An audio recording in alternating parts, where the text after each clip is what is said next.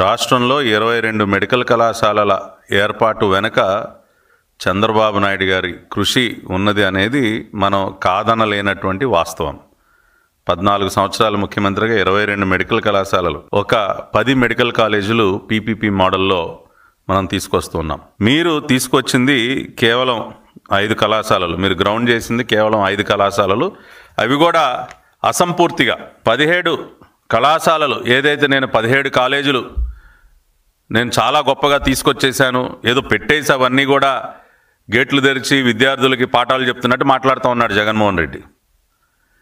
మీరు 17 కళాశాలలకు సంబంధించి 8,480 కోట్ల రూపాయల అడ్మినిస్ట్రేటివ్ శాంక్షన్ ఉంటే మీరు ఖర్చు చేసింది కేవలం 1,451 కోట్లు మాత్రమే. కేవలం 1,451 కోట్లు మాత్రమే. నేనేదో చాలా అద్భుతంగా చేసేసాను, 17 కాలేజీలు నేనేదో తెరిచేశాను, ఓపెన్ చేసేసాను అన్నట్టు మాట్లాడుతూ ఉన్నారు. కానీ వాస్తవ పరిస్థితి ఏంటయా?